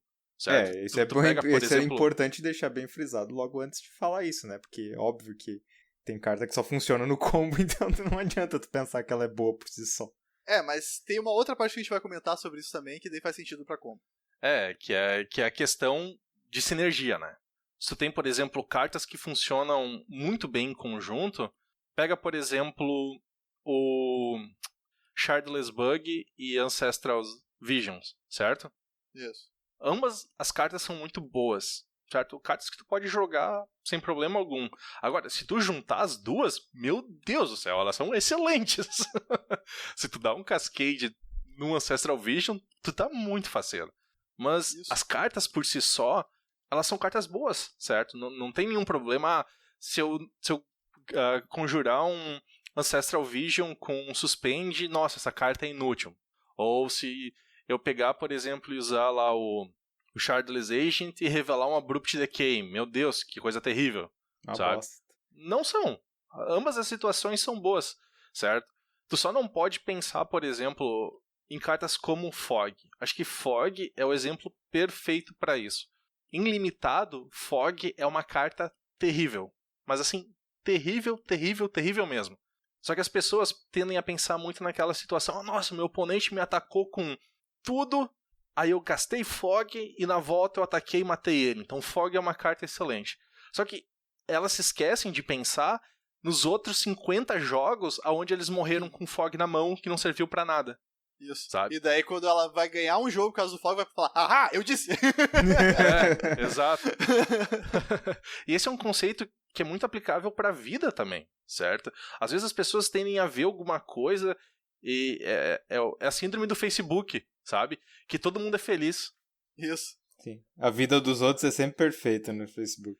Exato. E esse conceito em Magic está muito relacionado a essa parte da vida real, digamos assim. Então é muito interessante. Tu sempre tem que analisar as coisas sem viés e saber que, tudo bem, nessa situação essa carta é ruim e em todas as outras... Tipo, nessa situação essa carta é boa e em todas as outras situações elas são ruins. Então, será que vale a pena eu usar essa carta? Um exemplo clássico de uma carta que ela por si só é muito ruim, mas vale a pena tu usar ela, é Splinter Twin, certo? Infelizmente, volta Splinter Twin. Mas, Momento chororô. Mas é uma carta que em si, ela não é grandes coisas. Tipo, 4 de mana pra te fazer uma cópia de uma criatura por um turno, não é grandes coisas. Só que, se tu combar ela com outra carta, bum, tu venceu o jogo, certo? Então, ela é uma carta que ela destrói a questão dessa mentalidade do melhor cenário. Então, é sempre bom pensar nessas coisas que a gente mencionou. Combo é um bicho completamente diferente. Se tu tem 2 cartas que te vencem um jogo, por mais que elas por si só não sejam boas, ainda são 2 cartas que simplesmente fazem vencer o jogo, certo? Então, elas em si são boas. Pegar como exemplo a minha história no Legacy. Quando eu comecei a jogar o Legacy, eu queria fazer o meu próprio deck. Aquela coisa... Embora eu seja Spike, eu tenho um lado Johnny também bem forte. Então, eu só não sou... Como é que é o outro? Time. Eu só não sou time. Esse negócio de, o bicho é grande, quero botar o deck, isso pra mim não existe. E daí eu tenho esse meu lado Johnny ainda. E daí eu queria fazer um deck que era um deck estilo Miracles, que usasse Terminus e Entreat the Angels, só que ele não tinha azul. Eu não preciso dizer muito que isso era um problema. Então, porque eu não tinha Brainstorm, por exemplo, que é uma carta excelente pra quando tu joga de milagre, porque tu bota os milagres na tua mão, no deck. E daí eu comecei a usar coisas mais bizarras, como Scroll Hack e afins. E eu comecei a fazer o deck mais sinergético do universo, porque daí eu tinha cartas que botavam carta no topo do deck, e cartas que faziam eu reaproveitar os milagres, e nossa, tu olhava assim, no cenário ideal, o deck era invencível. O problema é que eu nunca comprava as cartas na ordem certa. Cenário Então, ideal nunca chegava. Eu sempre perdia. Eu acho que eu consegui ganhar uma vez com o cenário ideal. Daí foi aquela coisa tipo, eu sabia que funcionava, vou continuar jogando esse deck. E daí eu apanhei bastante até chegar na hora que, desisto. Exato. Só que, como a gente tá falando, né? Essa é uma coisa que o nosso cérebro, ele tende a pensar muito nas melhores coisas, certo? Tipo, a gente já tem o nosso viés que pensa, meu Deus, essa carta é fantástica, eu adoro o Fog, eu acho o Fog a melhor carta do mundo. Então tu tende a pensar só nas horas que Fog foi excelente, e não em todas as vezes que Fog foi completamente inútil. Isso. A não ser que tu jogue Turbo Fog, daí Fog sempre vai ser bom. Turbo Fog é um deck legal. Aí a gente até... Imagina que tu tivesse uma carta, tá? É um feitiço, custa 0, e ele tem destrói todas as criaturas com CMC 10 ou mais. Aí o teu oponente foi lá e combou e colocou Emrakul, Progenitus, Kozilek e o Lamog em jogo. E tu conjurou essa carta. E tu... O Lamog é antigo, Deus, porque o novo é destrutivo. Exile todas as criaturas, então. E tu pensa assim, meu Deus do céu, essa carta é fantástica. Com uma carta só eu destruí essas 4 criaturas gigantescas do meu oponente. E aí tu coloca 4x dela no teu baralho, porque, nossa, obviamente, essa carta é fantástica, ela te salvou aquela vez, e aí tu morre pra fichinhas de bode. Não, mas não foi uma má escolha pro teu exemplo, Matheus, porque bode é forte demais, né? Tá certo. Tu também já perdeu Então, pra fichinhas de bode. Todo mundo aqui já perdeu pra fichinhas de bode. Eu perdi pra fichinhas de bode, que nesse caso esse feitiço ia me ajudar, né? Porque os bodes eram tipo o quê? 20-20? Planchase. Mas, enfim, então esse é um conceito interessante que é... Sempre pensa nas cartas como um todo, né? O pessoal do Limited Resources, o conceito lá que o Brian apresentou era tu dividir a carta em quatro cenários. Quando tu tá na frente, quando tu tá atrás, quando tu tá desenvolvendo o teu board e quando vocês estão em board stall, certo? Quando tá todo mundo com um monte de criaturas na mesa e ninguém consegue se atacar. Novamente, conceitos mais por limitado. Construído é um pouco diferente, mas pensando nesses 4 cenários, ou só pensando que existem esses 4 cenários, tu já consegue analisar melhor as cartas. Certo? Porque tu vê, poxa, essa carta aqui no início do jogo ela é terrível, então talvez não valha a pena ter tantas cópias dela. Certo? Tipo, o Emrakul é fantástico, só que se tu não tiver como conjurar ele é uma carta morta. Da mesma forma, a tua criaturinha pequenininha que gera mana é ótima no início do jogo, mas no late game, se tu tiver no top deck... Exato, é uma compra morta. E pensando nesses 4 cenários também que mostra como maioria, né, porque sempre existem... Esqueci o nome do Planeswalker de Tibalt. Porque existe o Tibalt, que é a exceção, mas os Planeswalkers são muito relevantes pro jogo. Porque eles são bons em 3 dos 4 cenários. O Planeswalker, geralmente, ele só vai ser ruim no cenário de tu tá atrás do jogo. Porque nos outros 3 ele sempre vai ser bom.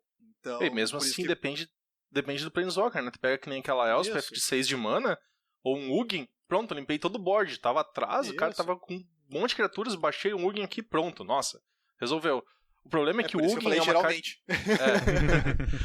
Mas esses dois são cartas ruins enquanto tu tá desenvolvendo, certo? Porque uma custa 6 de mana e outra custa 8. Então, quando tu tá desenvolvendo o teu jogo, elas não são cartas boas. Então, esse conceito é muito bom, é muito importante tu pensar ao longo de todo o jogo, e não só no melhor momento da carta. Isso vai ajudar vocês a analisar muito melhor as cartas, muito, muito melhor. Isso são, claro, dicas genéricas, né? Tudo vai depender também do baralho que você tá fazendo, né? Então, se o teu baralho pretende ganhar no início do jogo, não adianta tu pensar na carta no late game, que tu sabe que tu vai perder anyway se chegar no late game. Então, tenha sempre em mente também como tu vai aplicar essas regras pro tipo de baralho que tu tá trabalhando. O próximo conceito, eu acho que é a minha coisa favorita, certo? É meu conceito favorito, e ele teve um impacto muito positivo pra minha vida quando eu comecei a pensar nas coisas dessa forma. Eu passei a me tornar uma pessoa muito mais racional, eu acredito, depois que eu conheci esse conceito e comecei a pensar dessa forma. Provavelmente, muitas das decisões que vocês já tomaram foram baseadas assim, porém o teu cérebro é muito contra isso, né? Que é a ideia de pensamento orientado a resultados. O nosso cérebro é muito treinado por esses malditos milhões de anos de evolução a levar em conta resultados, certo? Eu fui lá e coloquei a minha mão na tomada e tomei um choque. Opa, não posso fazer isso, certo? Tomei choque, não foi bom. Eu coloquei a minha mão naquela pedra quente. Pô, terrível, não vou mais fazer isso, certo? São coisas que o nosso cérebro foi treinado pela evolução para lidar dessa forma. E daí, só que tem o lado ruim disso, que é tipo, eu fui lá, bebi e dirigi. Não façam isso. Não aconteceu nada. Então eu posso sempre fazer isso que nada vai acontecer comigo. Então, Exato. tipo, ele gera esse tipo de... Porque é sempre o resultado, né? E se o resultado foi bom ou ruim, ele vai achar que sempre vai ser aquele resultado. Não necessariamente tu botar o dedo na tomada vai fazer eu levar o choque, porque de repente a tomada pode estar desligada ou não funcionando. Exato. Ou talvez tu tinha que colocar o dedo na tomada pra, sei lá, não explodir alguma coisa, sabe? Mas a ideia disso é não tenha pensamento orientado a resultados. Pra vida e pro Magic, isso é muito, muito, muito ruim. É um conceito que quando tu parar a pensar no que te fez tomar aquela decisão, ao invés de no resultado dela, é muito, muito vantajoso. Então, não foquem no resultado, foquem no que te fez tomar a decisão. Então, por exemplo, se tu tem que tomar uma decisão, tá? E tu decide que, se eu atacar com essa criatura, tem 60% de chances de eu vencer o jogo. E aí o teu oponente vai lá e mata a tua criatura e te mata na volta. E tu perdeu, então... Putz, foi um erro eu atacar com essa criatura. Não foi um erro. Tu tinha 60% de chances de vencer o jogo. Então tu tomou a decisão correta, só que o resultado não foi bom. Então, foque no que te fez tomar a decisão e não no resultado. Isso aqui é um conceito que é muito, muito importante no poker, né? Mais do que no Magic, porque poker é um jogo muito matemático, né? Então... Tu vê profissionais jogando poker é um negócio absurdo. Os caras, com essa mão eu tenho 30% de chance de vencer, então eu não vou vencer. Claro, tem o blefe e tudo, né? Mas o pessoal que joga poker pra ganhar dinheiro mesmo, eles tendem ao longo termo e muito mais pela parte estatística e matemática do que no blefe, porque a estatística e a matemática é mais confiável do que pessoas.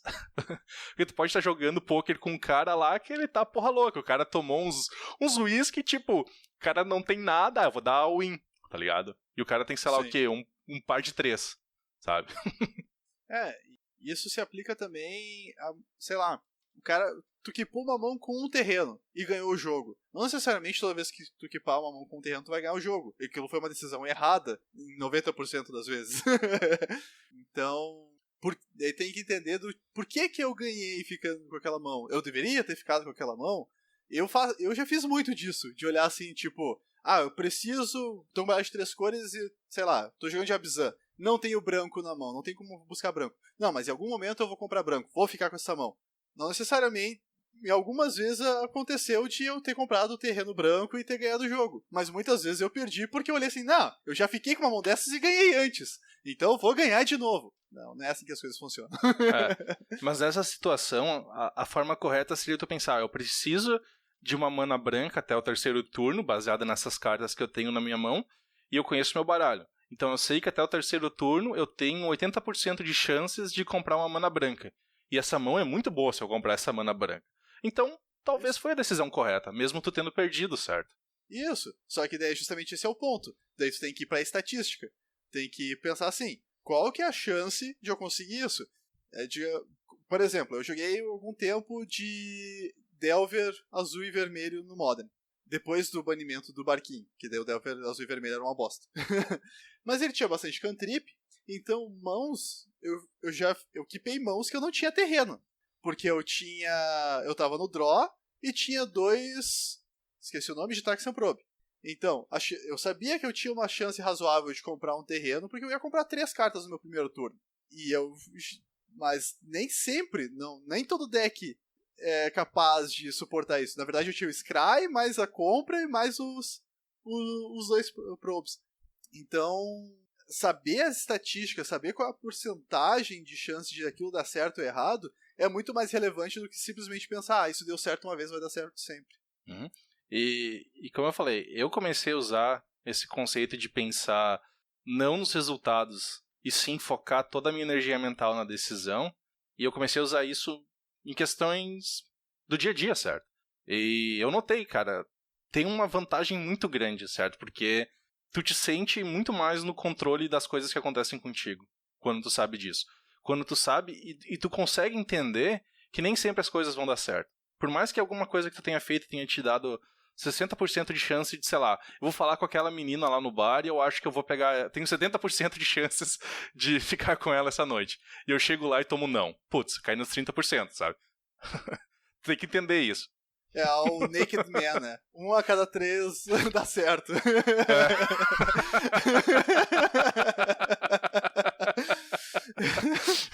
Ouvinte, se não assistiu ainda How I Met Your Mother, assista. A segunda vasta sabedoria do meu velho, 1 a cada 10 não, tu ganha um sim. Isso aí. Então, quanto mais rápido você passar pelos 10 não, mais rápido tu vai conseguir o sim. É isso aí. Tem gente assim que até... Eu acho que brinca, né? Porque eu tenho 50% de chance de comprar a carta certa porque ou eu comprei a certa ou eu comprei a errada. Eu espero... Os gênios da matemática. Eu espero que as pessoas que pensam dessa forma falem isso brincando e não acreditem nisso de fato, certo? Porque a partir do ponto que tu acredita nisso, tu abandonou toda a razão. Mas não deixa de ser verdade. Tu tem 50% de conseguir uma carta certa, 50% de conseguir uma carta errada. Ele não delimitou qual era a carta.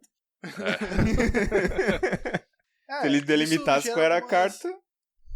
Uma vez eu tive uma discussão até com o Matheus que foi interessante, assim, numa partida. Que eu tava assistindo ele jogar e ele tava jogando com o baralho de lands dele, o Dark Depths Box, alguma coisa lá que ele tem. E daí ele tinha um Lon na mesa e ele podia usar o Lon, o Dread, ele tinha um Lon no cemitério, ele podia usar o Dread e eu comprar uma carta. E daí ele não deu o Dread. E daí eu fiquei assim, why? Daí eu perguntei, Matheus, por que tu não usou o Dread? Daí ele olhou pra mim com aquela cara dele tipo, eu tinha 35% de chance de comprar um Abrupt Decay que eu precisava, então eu preferi comprar do que usar o Dread. Daí, tipo, eu fiquei... what? De onde é que tu tirou os 35%, Matheus?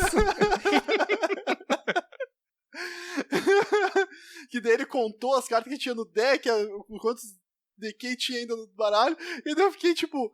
why? Como alguém pensa nisso numa partida de Magic? Os profissionais pensam nisso diretamente, né? Eu tive o meu momento de genialidade. Mas tu chutou em 35%, não chutou errado? Não deveria ter apostado nos 75%? Não, 35 foi um número que eu dei agora, mas ele deu um número assim do tipo, eu tinha tantos por cento de chance de comprar, e daí eu fiquei tipo, cara, vai te tratar, sabe? É uma boa resposta. Eu gosto de matemática, cara. Bom, então, bastante relacionado a isso, né? Não sei se foi de propósito pelo Felipe, mas é o conceito de aleatoriedade e probabilidade, que são coisas que o nosso cérebro é terrível em entender. Tipo, cara, a gente não entende a probabilidade nem a aleatoriedade. São conceitos que, tipo, não fazem sentido pra nossa mente. Porque a gente tem a ideia, digamos que eu vou fazer uma ação e essa ação tem 10% de chance de dar certo. A gente espera que se eu fizer ela 10 vezes, certo? E em uma das vezes vai dar certo, correto? É o que a gente espera. Me parece uma situação racional, me parece uma ideia racional isso, certo? Ó, tem 10%, se eu fizer 10 vezes, em uma delas vai acontecer. Enquanto que isso está completamente errado. É 10% num número infinito de vezes. Novamente, infinito. A gente não entende infinito. E a gente não entende probabilidade. Então a gente não entende porra nenhuma. Mas, porque a ideia é que tu poderia repetir 10 bilhões de vezes isso e ainda daria errado, certo? Porque no universo de infinitas ações, dar 10 bilhões de falsos negativos não é algo inviável, certo? Mas é muito difícil da gente entender isso. Sim, porque a gente não consegue trabalhar com grandezas tão grandes, entre aspas. Porque é difícil pra trabalhar com esse tipo de coisa. Então, é bem como o Matheus falou. Isso... A probabilidade, ela trabalha nessa questão como uma distribuição normal, né? Não é normal, é a do sino. Uhum. Ou é normal? Não, qual é que é? É linear. Uma distribuição linear. E daí, quanto maior a amostragem, mais perto dessa distribuição linear, que tu espera ali ter, por exemplo, os 10% de sucesso, tu vai chegar. Mas se a tua amostragem é pequena, tu pode, digamos... O caso lá do Equipei uma mão sem terrenos, mas que eu tinha o Scry, mais a compra, mais o Probe. Digamos que eu tiver... Não sei qual que é o percentual de chance que eu tenho de comprar esse terreno no primeiro turno. Que eu vou comprar, teoricamente, 4 cartas. Eu vou olhar 4 cartas e eu tenho a chance de comprar um terreno que, digamos que fossem 20 terrenos no baralho. E no deck ainda tenha 50 alguma coisa cartas. Digamos que essa chance seja de 40%. Eu posso jogar 1000 vezes fazer a mesma coisa e não comprar nenhuma vez o terreno. E daí tu pensa, não, mas em 40% das vezes eu teria que ter comprado esse monte de terreno. Não. A amostragem é muito pequena. Como o Matheus falou, se infinitas vezes, vai tender a chegar a 40. Então, se eu tivesse feito isso 1 quinquilhão de vezes, talvez em 30% das vezes eu tivesse comprado o terreno. Mas quanto maior a amostragem, mais perto da probabilidade a gente vai chegar. Isso. E aí tu volta para aquele ponto do pensamento orientado a resultados, né? Isso. Então, porque eu tenho 10% de chance de conseguir, eu vou conseguir. Exato. Então, são conceitos assim... mind games mesmo, né? São coisas que te tiram da zona de conforto porque o nosso cérebro não está preparado para pensar com isso no dia a dia. A gente não foi feito para pensar nesses conceitos. Eu acho isso muito bacana, cara. Eu acho esse conceito da gente lutar contra a nossa própria natureza muito, muito legal. Então, aleatoriedade e probabilidade tá muito ligado a isso. E é por isso que o Facebook tá cheio de argumentos terríveis, né? Porque ninguém entende esses conceitos e tenta se achar o dono da razão. Falar em argumentos terríveis, vocês chegaram a alguma conclusão sobre os 61 cartas? Sim. O Felipe questionou um tempo atrás qual era a diferença em ter 60 ou 61 cartas no deck. A questão é que... E daí a gente fez o exemplo, digamos que eu tenha 4 cópias de uma carta e eu tenha 61 cartas no meu deck. Quão % a menos eu tenho de chances de comprar aquela carta ao longo do jogo? A questão é que isso não é um número constante, certo? Porque no início do jogo e no final do jogo, tu tem... A tua chance de comprar aquela carta é menor porque ou tu viu menos cartas do teu baralho, ou tu viu quase todo o teu baralho. Então não faz tanta diferença. Mas no meio do jogo, tu tem mais, acho que era 1%, né, Felipe? Isso. Então, no meio do jogo, ali, se tu comprou, entre tu ter visto de 20 a 40 cartas do teu baralho, tu tem mais ou menos 1% a menos de chance de comprar comprar uma cópia de uma carta que tu tenha 4 cópias no teu baralho.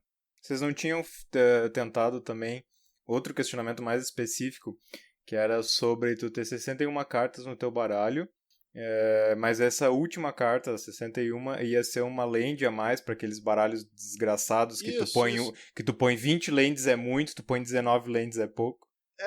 Essa é a questão, esse é o X da questão. Porque muitas vezes tem jogador que chega a esse ponto de fazer o cálculo de qual o percentual de chances que tu tem de comprar terrenos, de X terrenos até X turnos. E no fim das contas, a comunidade como um todo acaba às vezes fazendo isso na força bruta, né? Testando o deck, vendo, não, preciso de mais um terreno, preciso de menos um terreno, e daí vai testando os decks até chegar num ponto onde ele tá equilibrado. Mas tem gente que vai lá e calcula, pra ver qual é o melhor percentual pra atingir a curva que ele deseja. E daí, inclusive, tem acho que era do Chain of Fireball, só que agora não me lembro quem é que escreveu, que tinha um artigo falando sobre justamente isso, sobre a questão da chance de comprar terrenos com 61 cartas. E isso é uma coisa interessante, assim, porque daí muitas vezes na matemática, quando tu vê lá, eu precisava, pra chegar na curva ideal, eu precisava de 22 terrenos e meio. E daí como faz pra ter meio terreno? Então, de repente, 61 cartas seja a solução, porque daí tu consegue colocar mais um terreno, e daí mais um, ou então daí no teu baralho, e daí com isso tu equilibra, porque daí vai ser 23 terrenos, só que em 61 cartas e não em 60. Então, tem os seus ônus e bônus. Não é uma verdade absoluta, assim, não é o que o pessoal diz, que, meu Deus do céu, o teu baralho não vai funcionar, o teu baralho é uma merda se tiver 61 cartas, é impossível jogar com baralho de 61 cartas, não, mas também nem tudo são flores, assim, é uma coisa que é muito específica. Tem gente que gosta de jogar com 61 cartas pela questão do... Esqueci a palavra, quando tu acredita em coisas... Quando eu acredito em coisas que não necessariamente são verdade, tipo, né, fé, né, tipo estupidez? Misticismo. Não. Acreditar em coisas que não são verdade é estupidez. Não, tipo, tem uma cueca da sorte. Superstição. Isso. Tem muita gente que usa 61 cartas por superstição. Então, tipo, acha que dá sorte usar 61 cartas. Desse tipo de gente tem que ignorar o comentário. Mas, no fim das contas, a gente chegou aqui, a diferença que faz pro deck não é tão grande assim. Vai influenciar um pouco no teu land drop, principalmente se tu tiver poucos terrenos. Aquelas cartas que tu tem 1x, com certeza vai baixar mais significativamente a chance de comprar elas. Mas não tem assim não, vai lá na fé, irmão, que dá pra usar 61 cartas sem problemas. Mas também não dá pra dizer que não, é impossível tu jogar 61 cartas. Então a gente não conseguiu chegar numa conclusão do é bom ou ruim. Depende do caso. Eu lembro que o Matheus tinha feito um basilhão de cálculos sobre esse caso da 61 lente. E eu não vi ele chegar em conclusão nenhuma. Todo dia ele dizia, não, sim, não, sim.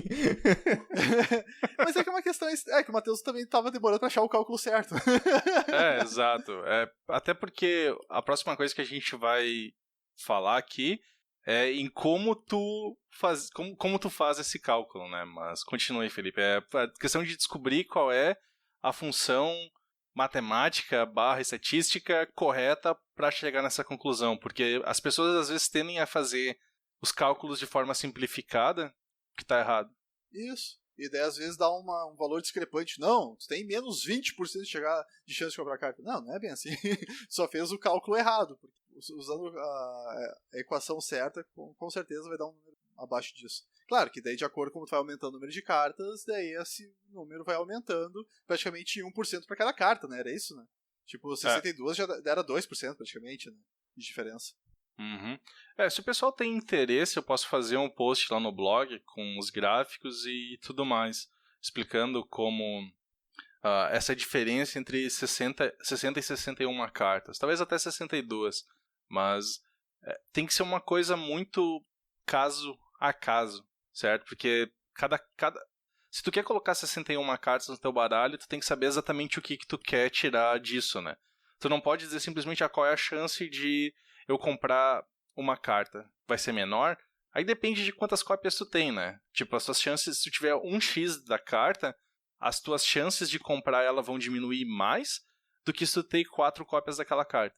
E daí tem gente também que daí fala que isso influencia diretamente cantrips, por exemplo. Daí tu tem Ponder, Brainstorm, Serum Vision. Daí, como tu tem mais cartas no deck, desse tipo de carta fica pior, então não é interessante. Daí eu, nessa parte também não discordo. Então, é muito caso a caso, sabe? Não tem como chegar numa verdade absoluta. Exato.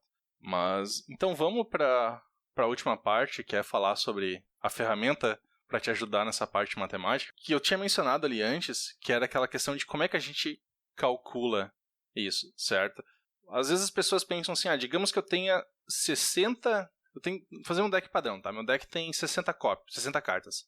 E eu tenho 4 cópias de uma carta nesse baralho. Então, obviamente, se eu comprar uma carta do baralho, eu tenho 4 dividido por 60, né? Então eu tenho 1 em 15 chances de comprar a carta que eu quero.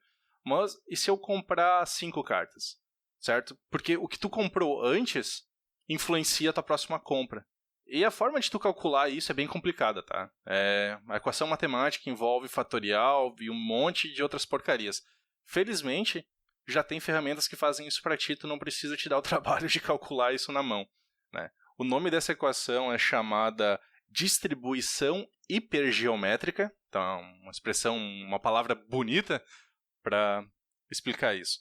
A gente vai deixar um link de uma dessas ferramentas online e a gente vai falar como usar ela. Se tu for ver nessa ferramenta, tu tem 4 campos de entrada. Tu tem population size, o tamanho da população, que aqui no caso é o número de cartas no teu deck. Digamos 60, padrão, tá? Aí tem números de sucesso na população. Digamos, vamos considerar terrenos aqui, certo? Digamos que eu tenho o padrão, eu tenho 24 terrenos no meu baralho. Então, tu coloca número de sucessos na população, 24. Em seguinte, tu tem sample size, que é basicamente quantas cartas tu quer comprar do teu baralho. Digamos que a pergunta que a gente quer responder é o seguinte: se eu tiver 24 cartas, 24 terrenos no meu baralho, no turno 5, quais são as chances de eu ter 5 terrenos, de eu ter feito 5 land drops? Então, o meu sample size são o número de cartas que eu peguei do baralho até o 5º turno. Então, vamos dizer, são as sets iniciais. E digamos que eu estava no draw. Então, eu comprei minhas sets iniciais, mais uma carta em cada um dos turnos, certo? Então, a minha amostra, o meu sample size são 12 cartas. E a última parte é o número de sucessos na amostra. São 5 terrenos, eu quero ter 5 terrenos nas minhas 12 cartas que eu comprei. Então, depois que tu clicar em Calculate, ele vai te mostrar... Ele vai preencher 5 coisas para ti, tá? Que ele vai te mostrar a probabilidade hipergeométrica, mas o que te interessa, de fato, são as probabilidades acumuladas, certo? Que é as tuas chances de tu ter comprado menos do que 5 terrenos, né? Então, x menor do que 5. De tu ter comprado 5 ou menos, né? Então, por isso que é x menor ou igual a 5. Tu ter comprado mais do que 5 e tu ter comprado 5 ou mais. Né? Então, matemática simples. No nosso caso, eu quero ver de ter feito 5 land drops. Então, a minha probabilidade cumulativa é de 0,67. Ou significa 0,57. Ou seja, 57% de chances. E aí, digamos, então eu estou com um baralho de controle. Eu estou com 27 terrenos. Enquanto isso afeta as minhas chances? Então, de 57%, eu já vou para 71%. Então, já é um aumento de chances bem maior de eu conseguir fazer o 5º land drop no momento. Claro que isso não leva em consideração cantrips e fastlands e tudo mais, né? Mas é uma ferramenta interessante que pode te ajudar a responder algumas dúvidas, né? Por exemplo, no GP Standard agora, se as minhas cartas chegarem, eu espero que cheguem, eu vou jogar com o último deck que o Saffron Olive fez lá, que é o Marvelous Paradox.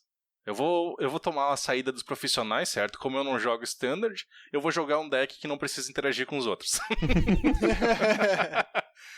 Bom, a ideia do deck, pra quem não viu ainda, é tu usar o Aetherworks Marvel e Paradox Engine. E a ideia é que tu fique circulando isso o tempo todo pra te conseguir vencer. E tu faz isso gerando energia o suficiente pra ficar reusando o Paradox Engine. Então, vamos levar em consideração o seguinte caso. Digamos que eu esteja com o Aetherworks Marvel em jogo, assim como o Paradox Engine. E eu tô no turno 5 e eu não comprei nenhuma carta a mais das mesmas. E eu quero saber quais são as chances de eu conseguir atingir a baleiazinha que me dá 6 de energia para que eu possa usar o Aetherworks Marvel de novo. Então, naquele momento, eu tenho no deck 48 cartas, certo? Estou no turno 5 e eu comprei 5 cartas no total. Então, 7 mais 5, dá 60, eu estou com 48 cartas. Eu tenho 4 baleias lá. O meu sample size, minha amostra, são 6 cartas, que são as 6 cartas que eu vou revelar do Marvel. E eu preciso ter um sucesso, certo? Naquelas 6 cartas que eu revelar, uma delas tem que ser a baleia. Se eu calcular, isso me diz que eu tenho 42% de chances de revelar a baleia. Ou seja, não é uma coisa muito boa, certo? Não é uma chance muito grande. Ele tem outras situações, certo? Porque depois que se tu conseguir pegar a primeira baleia, depois tu não tem mais como falhar. E mesmo assim, antes... porque tu tem o Saheeli's Artistry e outras coisas. Então ele tem forma de conseguir regerar. Se tu, por exemplo, conseguir girar ela 2 vezes, é muito difícil de tu não conseguir pegar a baleia. E normalmente quando tu gira a primeira vez, tu consegue gerar mais 3 de energia. Então se tu tiver 3 de energia sobrando, normalmente é o suficiente. Só que tu bota as cartas que tu revelou no fundo, né? Exato. Isso também influencia o cálculo, porque daí daqui a pouco tu revelou 3 baleias, daí a próxima vez que tu girar, tu vai ter só mais uma baleia no deck. Isso, então, exato. Isso influencia na forma como tu vai calcular. Uhum. Só que daí quando tu revelar a baleia, tu pode pegar, se tiver baleia em jogo, né? Se tu pegar o Pima Etherseer, ele já te dá 6 de energia. O Saheeli's Artistry já te dá o 6 de energia também. Então o deck ele é bem resiliente. Mas essas são as coisas que eu tenho que saber que eu tenho 42% de chance de pegar a baleia. Agora, digamos que além da baleia, eu possa... O Pima Etherseer para mim seja o suficiente, ou o Puzzle Knot que me dá 3 de energia, certo? Então, ao invés de eu ter 4 sucessos na população, eu tenho 16 sucessos, porque eu tenho que considerar também o Rogue Refiner, que é o carinha que me dá 3 de energia quando entra em jogo, né? Então, com 15 sucessos, as minhas chances já são de 90%. Então, já aumentaram bastante, certo? Então, essa é a questão. A questão é que depois que as coisas aconteçam inicialmente, tu tenha muito mais chance de conseguir ela. Esse tipo de cálculo, ele te ajuda a ver, a tu tomar as decisões corretas sobre o teu baralho, certo? Ele não vai te dizer se a decisão que tu tomou está correta ou não.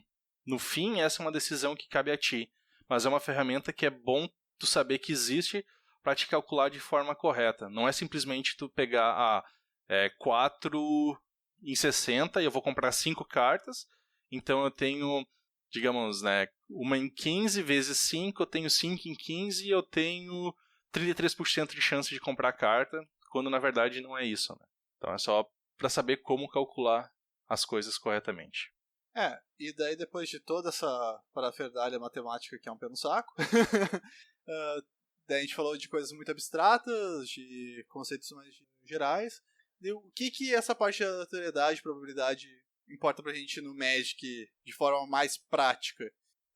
Muitas vezes a gente fala, eu também já devo ter falado várias vezes aqui, que o Magic também é um jogo onde a sorte conta, né? Então, tu pode ter o melhor deck, tomar as melhores decisões, mas a sorte pode não estar do teu lado. O que é essa sorte, na verdade? É aleatoriedade. O universo é aleatório, embora matemáticos digam que a aleatoriedade plena não existe e que existem padrões.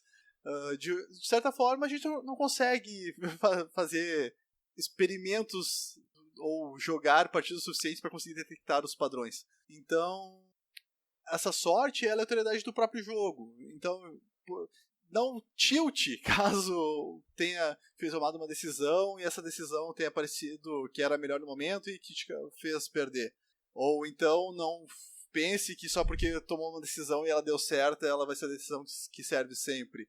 Porque com tudo isso que a gente falou até agora, a gente quis mostrar esse lado do Magic, porque no fim das contas é tudo matemática. Então, nós temos algum controle sobre a matemática, a gente tem algum controle do que a gente pode ver e tentar controlar e manipular, só que, como no fim das contas tem muita aleatoriedade, então a gente tem que tentar maximizar as nossas chances. Mas a gente nunca vai conseguir controlar por completo o que a gente vai fazer, a não ser que a gente pudesse destacar o deck, daí a gente ia poder controlar tudo da melhor forma possível. E é bem fácil fazer isso com as regras de embaralhamento atuais do Magic. Inclusive, tem esse negócio de embaralhar, né? Pessoal que questões de poker, assim, tudo, né? Então tem muito estudo acerca disso. E o estudo diz que se tu fizer o Riffle Shuffle, né, que é aquele embaralhamento onde tu separa em 2 montes e tu entrelaça as cartas, não é o Mass Shuffle, tem que ser o Riffle Shuffle por algum motivo. Mas se tu fizer 7 Riffle Shuffles, o teu deck vai estar tão aleatorizado quanto ele podia estar. O que é interessante, mas eu não gosto de fazer Riffle Shuffle com o meu baralho. Não, mas não precisa, tu pode só fazer um Overhand Shuffle, que é aquele que tu pega um montinho por trás e coloca ele por cima. Se tu entrelaçar todas as cartas, efetivamente é o mesmo que o Riffle Shuffle e só precisa de 7 vezes pra estar embananado. A questão é essa, um Riffle Shuffle bem feito, tu vai entrelaçar todas as cartas igualmente, daí tu fazer o Mass Shuffle, dificilmente tu vai conseguir fazer isso, vai ficar 2 cartas juntas e daí entre 2 outras cartas que também ficam mas não tem problema, porque tu vai repetir isso 7 vezes. Isso aí é o suficiente. Mas é que daí pra questão das 7 vezes, é por isso que eles falam do Riffle Shuffle. Não, mas mesmo também fazendo esse overhand, 7 vezes é suficiente. Se tu pegar um baralho de cartas normais, quando tu tira da caixa, ele vem na ordem, né? Sempre a mesma ordem dos naipes e dos números. Se tu fizer 7 vezes, ele tá embaralhado unicamente. Nunca no universo outro baralho foi igual que ele. Tá, mas o overhand tu não quer simplesmente... Não significa que tu pega umas cartas de baixo e tu joga pra cima? Não, overhand é tu entrelaçar elas. Isso não é um Mass? Daí os nomes acho que não tem nome oficial. Eu conheço por overhand. Tem. Eu acho que overhand, pra mim, é exatamente que tu pega umas cartas de baixo e tu adiciona em cima. Isso não aleatoriza porra nenhuma. Não, eu sei. Porque não gera eu especificamente falei em entrelaçar as cartas. Sim, então você tá falando do Mass. Isso. Que o Mass é o que a gente faz atualmente, normalmente. Só que a questão é que, pra aleatorizar mais correto no Mass, ao invés de tu tirar metade do deck e colocar metade, o mais correto é tu tirar 1/3 de cima e entrelaçar com 1/3 de baixo do baralho. Porque daí não acontece que tu deixa sempre as mesmas cartas no topo, sabe? Porque às vezes quando tu pega e tu faz o Mass Shuffle, às vezes sem querer se tu pega a metade, digamos que tu pega a parte, tu tá com o deck na tua mão, né? Tu separou em 2 metades. Aí tu pega a parte de baixo e entrelaça com a de cima. Às vezes a carta de cima tu não entrelaçou ela de forma correta, certo? Porque ela ficou ali. Tu não pegou nenhuma carta do maço que estava abaixo da metade e jogou pra cima. Então é aquela questão. A não ser que a gente consiga ter umas regras específicas de como embaralhar as cartas, sempre vai haver esse problema. Riffle Shuffle estraga a carta. Por mais que tenha gente que fala, eu sei fazer direitinho, estraga. Que a carta, o papel... A fibra do papel, ela vai se rompendo com o tempo. Então, tu ficar envergando a carta para fazer aquilo ali, vai fazendo com que a carta vá danificando bem no meio dela. Assim como tu ficar fazendo aquela punhetação que os caras ficam fazendo, fica trocando as cartas de lugar. Muitos deles entortam a carta nos dedos para fazer aquilo, e daí também estraga a carta. Então, não faça isso com as suas cartas da lista reservada. Não tem como fazer Riffle Shuffle sem forçar as cartas, pode esquecer. É porque é o Bend Test, por exemplo. O Bend Test, ele é válido para detectar cartas originais ou falsificadas por um X número de vezes. Depois de um certo número de vezes que tu faz ele, que agora não sei qual é a quantidade, e eu não vou pesquisar nesse exato momento, as fibras do papel, da celulose ali vão acabar se rompendo, e daí a carta que é original vai parecer uma carta falsificada, porque ela não vai voltar para o estado original. Então, isso é a prova de que entortar as cartas estragam ela. Cara, tudo bem que Magic é um jogo de nerds, né? Mas a gente nerdeou foda esse episódio, hein? Quanto esses spike malditos. Um fica estragando o jogo com spikezaço, e agora o Matheus fica estragando o jogo com matemática, né? Aí fode.